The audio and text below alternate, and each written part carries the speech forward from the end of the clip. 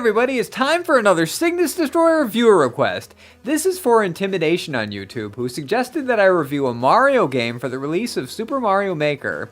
I've been thinking about covering this particular entry in the series since the Mario 2 IUPG episode, and this request gave me the perfect opportunity to do so. Without further ado, here's the title that launched the Game Boy, Super Mario Land. Super Mario Land was released in Japan on April 21st, 1989, the same day as the handheld it was made for. It was brought to the US in August of that same year. Mario was an established industry icon by that point, so it was pretty much guaranteed to be a success. With each new installment, the plumber's adventures increased in visual quality and scope, but since Land was the first entry on a new portable platform, it was scaled back and functioned as a return to its roots. Land is closest to the original Super Mario Bros. In terms of overall structure and level design. Similarly to its predecessor, there is no plot to be found within the cartridge itself. Referring to the manual, we discover that Mario's journey doesn't lead him to the Mushroom Kingdom as expected. Instead, we visit a new location called Sarasa Land, which is under attack by Tatanga. The fiend enslaves the inhabitants via hypnosis and takes Princess Daisy as his bride. It's up to the plumber to rescue Daisy and free Sarasa Land from the evil space monster. Pressing start and beginning our quest shows us that even though this was outside of our NES comfort zone, it had most of the trademarks we were used to. The protagonist is controlled just as he always has. A jumps and holding down B makes him run. It's very simple, but a little looser than its home console counterpart, which can lead to many accidental deaths. Regardless, this is a Mario platformer, and even when the controls aren't as tight, they're still better than the majority of their genre peers. Besides the semi-slippery controls, there are plenty of familiar features that welcome players with open arms. There are blocks to bash for coins and power-ups, mushrooms once again make our hero grow, and temporary invincibility is provided by the star.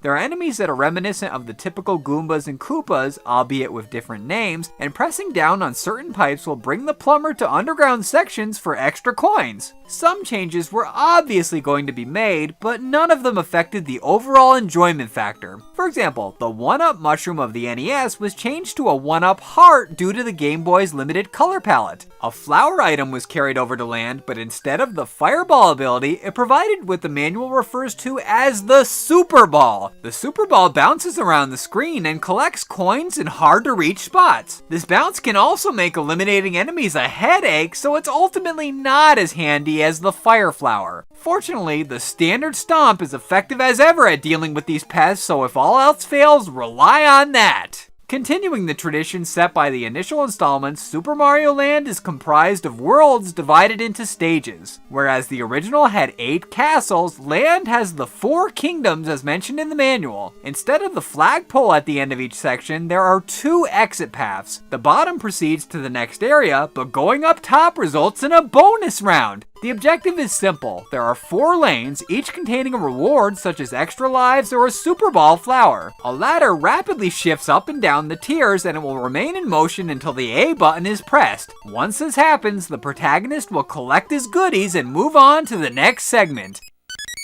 Ideally, you want to go for the extra lives, but mastering the timing to accomplish this task is easier said than done. I did quite well at the bonus and I racked up over 15 lives at one point. With 3 of the 4 possible options being lives, the odds are in our favor, which is good since the later portions of this adventure through Sarasa Land can get kind of tricky.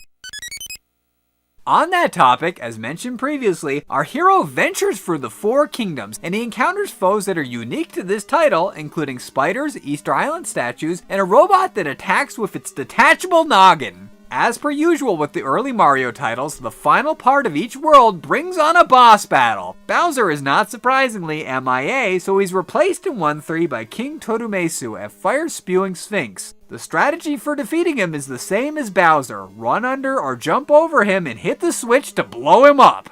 Daisy greets our hero, accompanied with a beautiful piece of music by Hirokazu Tanaka. However,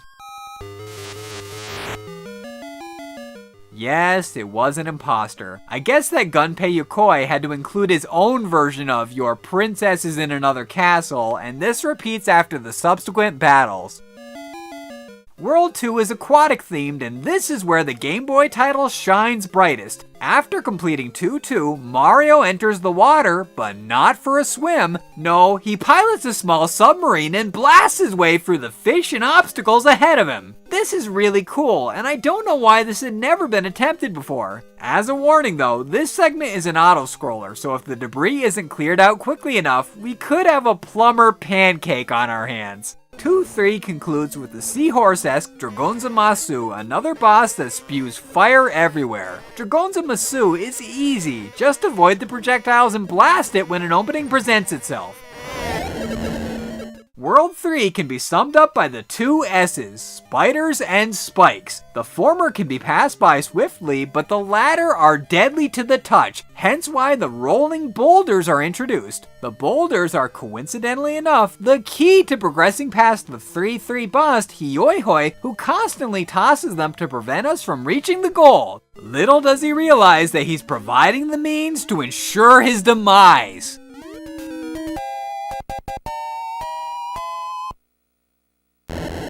As we're approaching the final world, I'm going to put on the spoiler warning. Click the box art to skip past them now because we're speeding towards the conclusion. World 4 provides the biggest challenge yet. There are more enemies and obstacles to get around than ever, including these hopping bastards who reanimate after being stomped on. It's far from brutal, but it definitely takes patience and skill to get by. 4-3 is another vehicle stage, and Mario takes to the skies in a small plane. The action is hectic in comparison to the underwater level, with tight twisting death traps and fizz pipes, for some reason. Tatonga awaits at the finish line after dispatching his cloud bodyguard,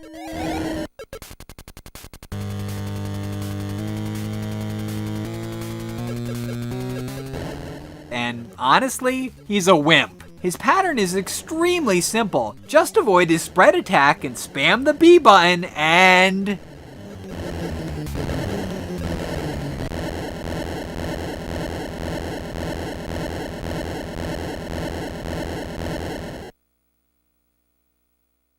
After Tatonga's reign of terror is stopped, Daisy and the residents of Sarasa Land are finally at peace. The protagonist and princess board a ship for parts unknown as Tanaka's brilliant and beautiful score plays us out.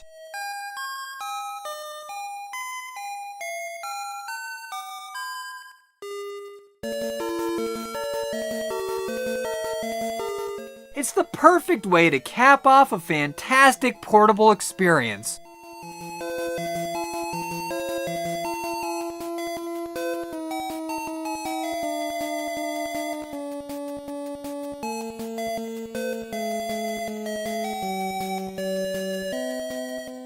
Super Mario Land is a classic that's equally as worthy of the praise given to its console siblings. It may not be as tight as its NES older brothers, but for being the debut effort on a brand new handheld, it's remarkable. It remained faithful to the proven formula of the franchise, but added an extra dimension onto it with the vehicle sections.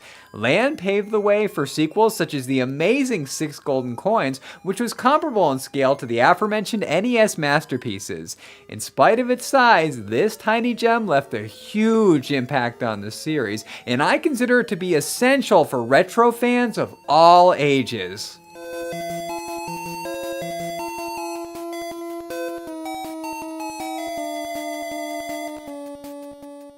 Anyway, I hope you enjoyed this intimidation, because I sure did. Now that I'm free of the icky taste of Spirit of Speed from last week's LJN Defender, I'm going to begin work on a new Cygnus Destroyer Top 10. Come back next week for that, but until then, this is Matt, signing out.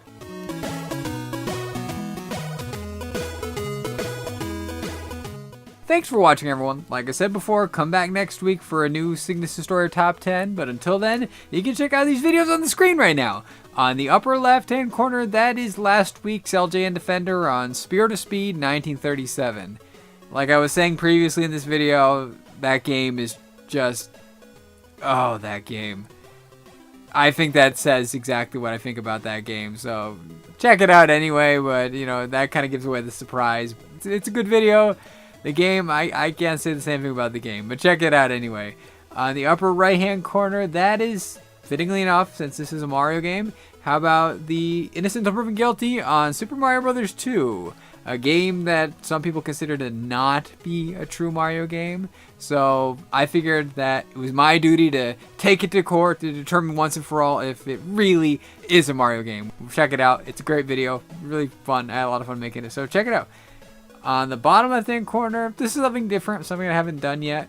I'm going to link the playlist for the Cygnus Destroyer reviews. Right from the beginning, from the Bucky O'Hare video, my first video ever that I made, to this one, you'll see how much I've grown over the almost 3 years that I've been doing this now. Wow. So yeah, you can check that out. You know, a lot of fun. Watch me become more confident, watch my skills increase. It's very cool. And as always, for anyone who's new to the channel, if you like what you saw and you want to see more, click that red box right there and that'll subscribe to the channel and you'll be able to keep up to date with all my current content. So like I said before, come back next week for another Cygnus Destroyer Top 10. At least I think it's going to be Cygnus Destroyer Top 10. But until then, I will talk to you guys later. Bye-bye!